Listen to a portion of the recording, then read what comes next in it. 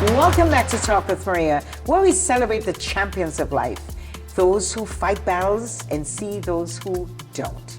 Today we are joined by a man whose strength, perseverance, and heart extended far beyond the football field. Gary Brown, Super Bowl champion with the Green Bay Packers, and now a mentor to the at-risk youth. Gary, welcome. Thank you, Maria. Thank you so much for having me. Oh my goodness. Thank you for the opportunity. I'm awesome. Great day to be alive. Yes. Try and take advantage of every day and every minute. I totally agree. A good day on earth is a good day. Yes, ma'am. Yes, sir. So you have came from a far, far walk of life. When we talk about journey, can we start with your journey? Where are you? Where is your origination? I'm honored because my origination, I was born in Amityville, but I was raised in Brentwood. Even me traveling, when I do interviews, they say, where you from? Oh, you're from New York, right? And I'm like, no, Brentwood, New York. And I make that a point because, you know, we get so much negative news out of Brentwood, and the positive is not announced, it's not made it noticed, and I like to be a part of that good stuff. There's a lot of good things that come out of Brentwood, and I like to think that I'm one of them. So I'm so I hold happy it to with hear pride. Brentwood. Good news for Brentwood. Love it. So you started off in Brentwood. Your parents were from?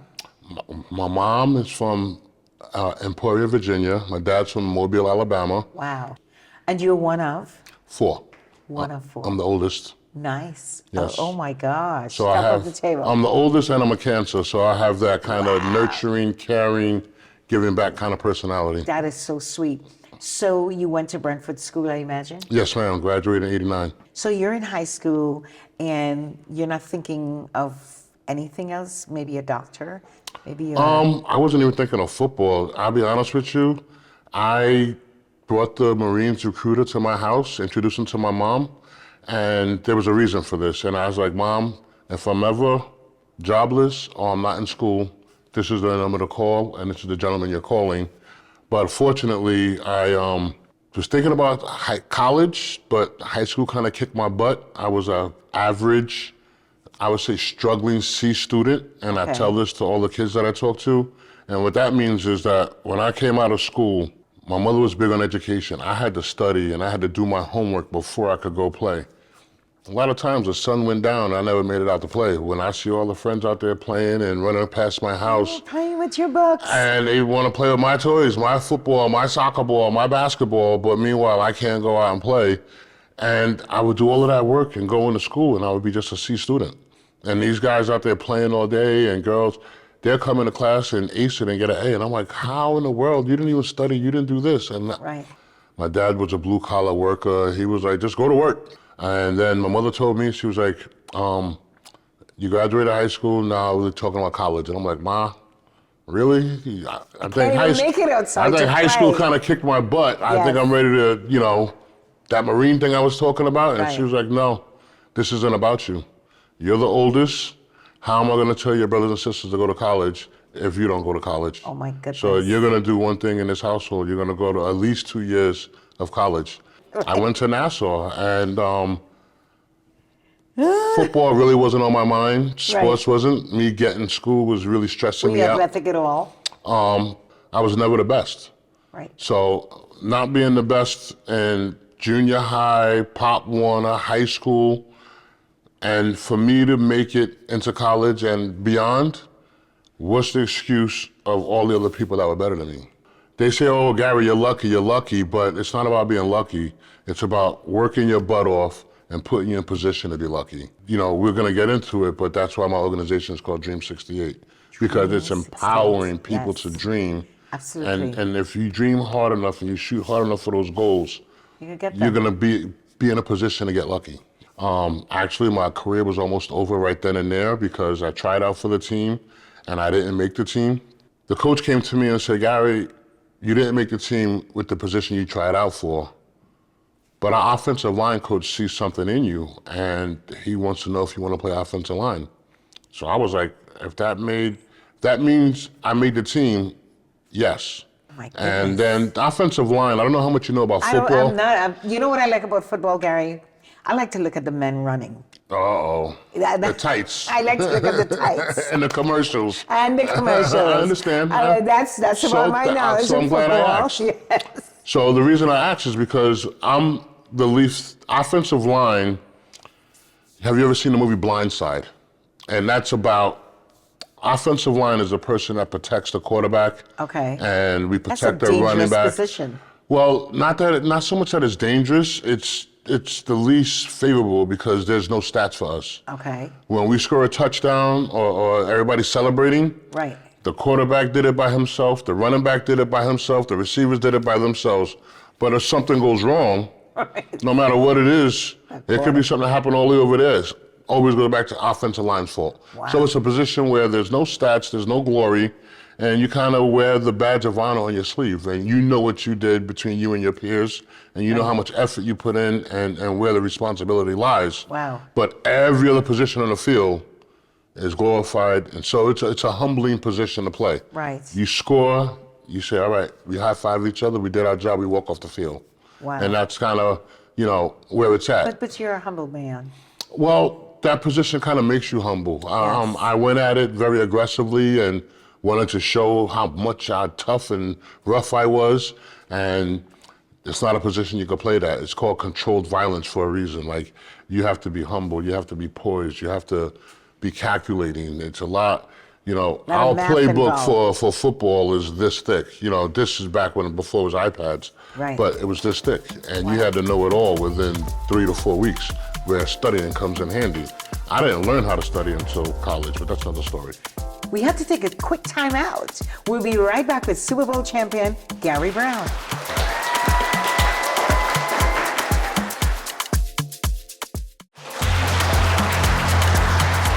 Welcome back to Talk with Maria. We're talking with Super Bowl champion and former Green Bay Packer Gary Brown about the importance of mentoring young people and how he got from one position to the other. Gary. I'll pick up where we left off. Yes. Nassau Community College was the first place that gave me a break. And then I went from a puny kid playing a position that I really didn't understand to within 2 years, learn to take pride in my work, learn to take pride in myself, hit the gym, working out, and really more about keeping up with others, and became a much better athlete that it got me a scholarship to Georgia Tech. And Nassau Community College, kudos to you, right in Nassau. Absolutely. Nice. So and actually not too far from here, we're right on Charles Lindbergh. Yeah, right around the corner. Yes. So I take that road from Brentwood to Nassau. It's not Nice. the easiest road, but it's a proudful road. Yes. And then I was lucky enough to play at Georgia Tech, where if you ask me, that is my end game, that is my Super Bowl. I'm getting a full scholarship and an education What does to mother a say at this school. point?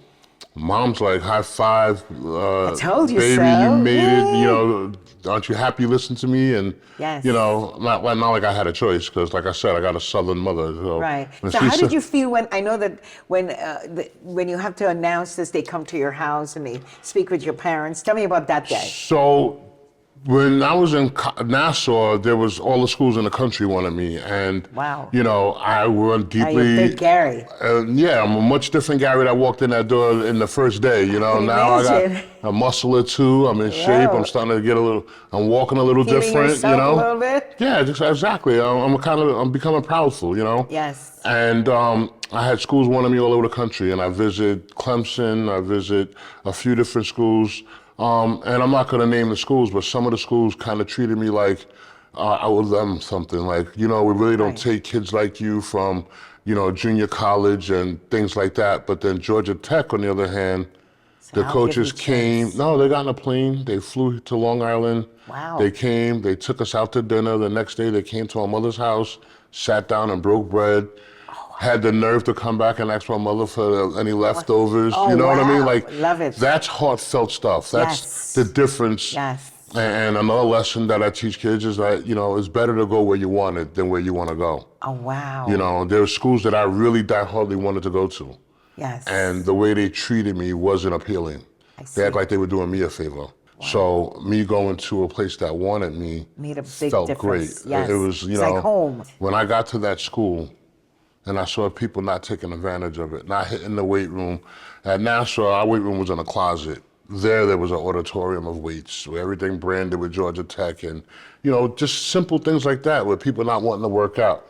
I told you I had a problem studying. They had study halls and tutors, people not wanting to go to that and failing classes. Like, that doesn't make sense. You're failing a class and you're not going to tutoring, free tutoring? What am I missing here? Yes. True story, my dad, I wanted a tattoo and I wanted an earring. And my dad said, no son in my house is getting a tattoo or an earring. You want that when you live on your own. So I figured when I went to Georgia Tech, that's me living on my own. Tattoo and earrings. First thing I got was a tattoo and an earring. So the funny thing is, I didn't know what kind of tattoo I wanted. So I'm looking for weeks and months. What kind of tattoo? What kind of tattoo? I got, everything is your last name in football. Okay. Brown, 68, that's it. So I got G Brown put on my shoulder. I went home for winter recess. Boy. And I walked in with an earring. My father said, huh. And then my mother saw my tattoo. She was like, I sent you to college to get smarter, and you come back dumber and dumber. Oh my God. It was hilarious. It was such a good time. Oh my goodness. But I represented and wanted to represent the people that I left behind that didn't have that opportunity. Right. So I had a chip on my shoulder with working out, with playing football, with pride in everything that I did, which ended up and getting me drafted into the NFL. And then again, like I said, I wasn't the best. There was probably 7 players that were supposed to be drafted from Georgia Tech that year. And I was one of the few kids, because I had an injury in the ending of my college career, and so I didn't finish the last part of the season, and I came back for like the last 2 games or something like that. Maybe you're gonna be a walk-on if you're lucky. Oh my God. And I ended up being the first person to get drafted from Georgia Tech. And that's You another. just had a gold spoon now, didn't you? Well, that's another story, because all the scouts from the NFL were coming to look at those 7 to 8 players, and I wasn't one of them. And I'm like, I got nothing to lose. So whenever they were on the field running their 40-yard dash, I'll be on the other side of the field running my 40-yard dash. When they went in the weight room to work out for the scouts, I would go in the room and just happen to be working out. And then pretty soon they were like, well, if these are those guys, who's that over there? And they were like, oh, that's Gary Brown. He was injured. And they were like, he doesn't look injured. And then before you know it was like, what's your name, son? Let me see you run this 40. Let me see you bench press. And I ended up getting drafted first. So I kind of Oh my God. But that's me not taking no for an answer. That's Don't take no for an answer. That's our lesson today. That's our lesson today. And that means, you could be whatever you want to be. And especially when you're young. So now you're drafted. To the Pittsburgh Steelers, which was amazing. Oh my God. I thought I was home. Blue collar town, steel country. Yes, I've been to Pittsburgh. Not too far from here. Yes. My mom and dad could make all the games. It's nice. And just as I was getting I could see comfortable, your father looking at you. Oh my God. Just as I was getting comfortable there, they were like, Gary, pack your bags, you go off to Green Bay. And I'm like, just like that, you get not traded. I was going to be put on a practice squad to develop a little bit more. And in that time, Green Bay, anybody could claim me. And Green Bay claimed me off the waivers, just like that. I got to Green Bay and I had to, the hustle and the grind starts all over. It's like back to the beginning, because now I got to prove myself. I got to earn my respect. All the things that I did, leaving Brentwood to go to Nassau, then leaving Nassau to go to Georgia Tech, then go to Georgia Tech to Pittsburgh. The journey. It's reset. Let's do it again. Yes. Yes, ma'am. So now you're in Wisconsin and you're ready for the big games, bright lights. No, it was a lot of work before that. I wasn't a starter at the time. My second year, I was lucky enough to be a starter. And I have pictures of mom and dad in the front row, 50-yard line, looking over the yellow rail. So Gary, now you brought your parents to the big field. I want to talk all about that while we take a break. It's halftime at the Talk with Maria show. We'll be back with more from Super Bowl champion Gary Brown.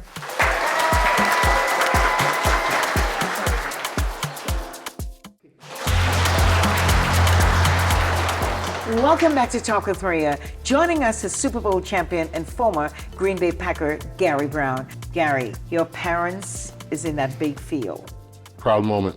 To think about where I come from, what my parents did to get me to that point, and then started Mentorship of your mother. at Nassau Community College. Yes, Nassau All Community. because I had to be the example for my younger brothers and sisters, and what that meant to my mother, and what it meant to me to be a professional in the NFL, how proud my dad was, my brother. Yes. You know, to have them in the front row of a game that I'm starting in the NFL is like a humbling moment, you know what I mean? Like, I can imagine. you know, and then after to go get a bite to eat and to talk football with my father and talk living and emotions and relationships and stuff with my mother.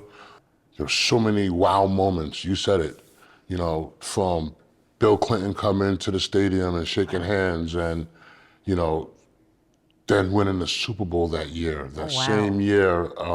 And to have, so I gave my family an option. So we all get like 15, 20 tickets to go to the Super Bowl. Wow.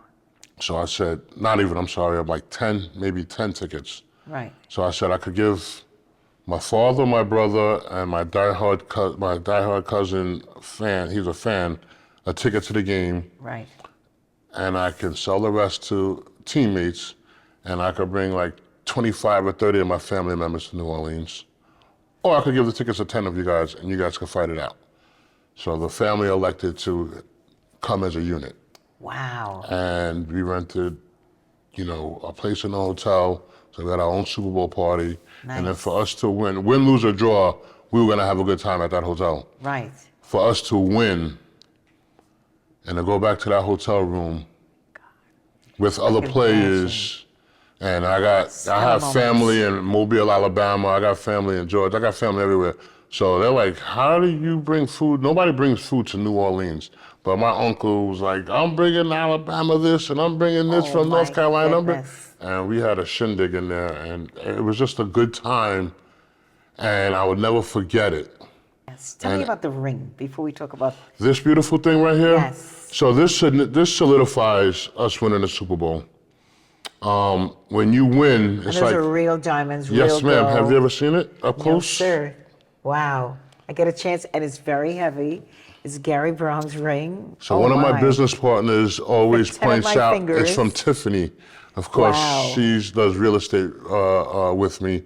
And she's like, oh, Tiffany makes, I said, nobody cares. It's a Super Bowl ring. She's like, no, they care, they care. Yes. I'm proud.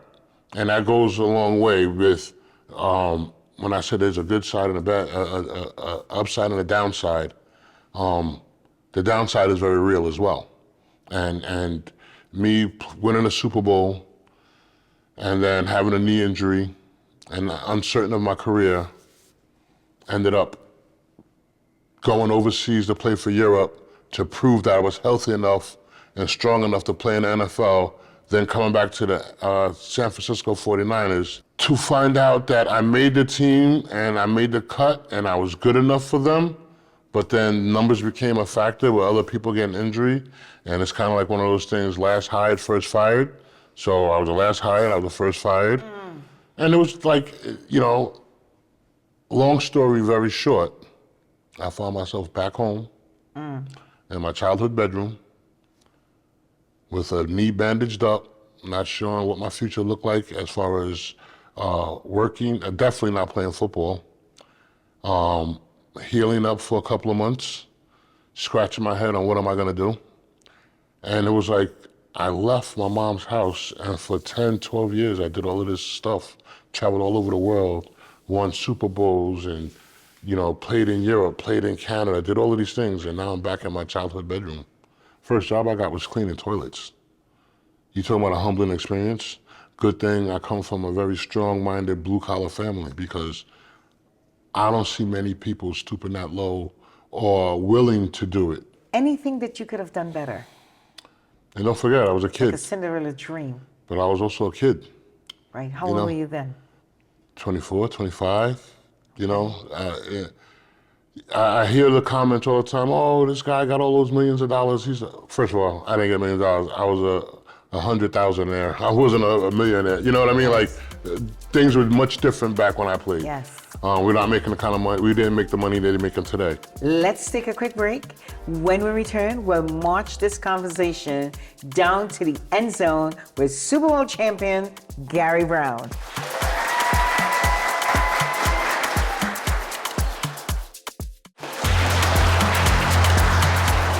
Welcome back to Talk with Maria. I tell you, there's a lot to learn from being a champion to being a mentor, to understanding your journey in life. And Gary, you've walked and ran that course. Yes, ma'am. You're back home. I felt that I was back home for a reason. And my reasoning is to show other kids and show other people that if you believe it, you can achieve it. And it's not just a cliche. My organization is called Dream 68. I feel that mentoring and teaching kids that their dreams are possible is everything. But when you start dealing with the homeless community or the underprivileged community, talking about how was your day, what do you want to be when you grow up, is pretty difficult when a kid's hungry or a kid's being abused. 2 years ago, one of my first kids that I started mentoring is going to Morgan State on not a scholarship, but grants and everything else. And it's amazing because this kid, they tried to kick him out of school at 14. Wow. And I had to go step in and help him out with the principal and the teachers. But just teaching kids what they need to know, teaching young men how to shake hands and look somebody in the eye, mean what they say what they mean. What you mean what you say. How did it feel when you started up and opened your first door for business? It was great, but I didn't know how many challenges I was gonna have. So my first mentoring program started in a homeless shelter, and the first day was great. A week later, the second day was great. The third week, I guess they kind of got used to me, full moon, I don't know what it was, but I walked in there and those kids beat me up. And when I tell you beat me up, they gave me more than I could handle. And I be honest with you, and this is the God's honest truth, I left there and I sat in the parking lot and I cried. And I was like, I'm never coming back here. I've been through too much in life. I mean well, and I don't deserve what just happened to me. I'm sorry. I told God I was sorry, and I'll never be back here again. I don't know how I'm gonna tell the organization I'm not coming back, but I was sat there for 15, 20 minutes, and I'm like, it's not for me. I'm not built like that, I'm not cut like that. And as I drive home, I was like, you know something? Everybody that comes in these kids' lives quit. I'm gonna go back and I'm gonna put my foot down. And I had to gain control of the room. And from that group, my first student in college, but other people that I run into, thank you, my son, my son is doing so much better. You know, I go to schools, I go to Wyandanch, and I go to Brentwood, and I go to William Floyd, and all of these schools, and I speak on a regular basis because they need to know. Whatever your yesterday was, wherever you come from, however you were brought up, does not determine where you're going. I walk them through it by showing them examples in my life because yes, this ring and we laugh and we clap about it, but there's a lot of tears that come behind this ring. And there's life lessons that I was lucky enough to learn before it hurt me too bad. Where's your Memories. heart now? You know what? My heart is in a peaceful place because I know that what I do, how I do it, comes from a good place. I give my mom and dad something to be proud of. I give my family something to be proud of. And I smile because my sister is a very humbling person, and she's my younger sister, but I'm the oldest of four, and she passed away recently. And it's so hard, but I know that it's things like this that make her happy, and the work that I do. So the stories to your sister, what's her name? Deirdre Brown. Love and light. And that's fairly new, so it's kind of like, it's there. Remind you, know, on everything that you've been through. Yes, you wrote a book. Reflections of a Champion, and it's not a football book. There are football stories in there. It's about overcoming adversity. It's about dealing with what life throws at you and how to deal with it. It's just walking through my life from elementary to high school to everything, some of the things that we talked about in detail on some of the obstacles that I dealt with. The good, the bad, and the ugly. The mentors that came in my life through thick and through thin, some of them were good, some of them were bad. Right. I had a coach tell me that this is why you're never gonna be anything, Gary. And I fought my heart to prove him wrong. Yes, and you did. That's a mentor. Yes. Because he's the reason and the purpose that I tried to be the best version of myself because of him. It's a negative mentor, but it's a mentor. I seen that coach later. Yes. I went back when they retired my jersey at Brentwood High School. Wow. He used to coach at Brentwood, and then he was coaching for the other team. I said, how you doing, coach? I looked him in his eye. I said, thank you for inspiring me. And I Yes. walked away, and he knows exactly what it meant. That's why there's sugar and salt. You gotta, and I don't have to stoop to his level. Yes. Because that would make me just as bad as him. Where do you have your business at the moment? I have several. So this is my pride and joy. Yes. My nonprofit is my passion. I also do real estate, and I have a title company. Nice. And my last thing is I have a restaurant, bar, catering hall, dance studio, sports simulator, facility, and hot park. It would be a perfect place for you to come and film your show. Absolutely. Welcome that. It's a beautiful space. It's called The Experience in Hot Park. Yes. Wow. Yes, ma'am. You can look it up at The Experience. Yes. NYLI.com. And you can always go to my website at GaryBrownDream68.com. It's nice to know that you still have a good attitude, that you can share the entire journey to now reset and to rebuild someone else's life. That is so important. This is your second NFL.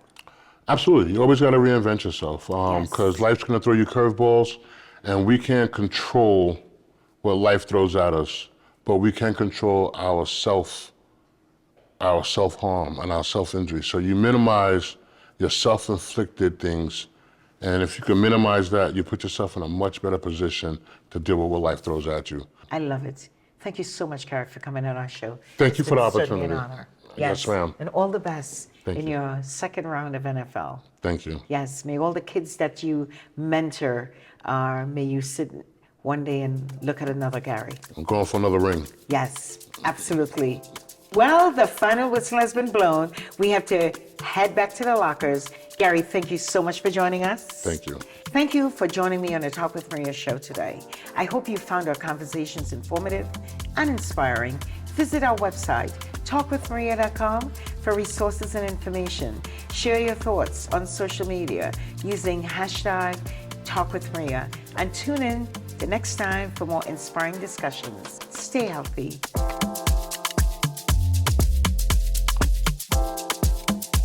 Talk with Maria is made possible by, if you're passionate about helping others, become a certified home health aide with Home Health Aid Training Institute, 516-333-3689, or visit hhati.com. Experience the authentic taste of Italy in the heart of Westbury, Rialto Restaurant. Make your reservation at 516-997-5689. Brooklyn Boulevard Home Care. They care for you in the comfort of your own home. To schedule your care, call 718-683-8303.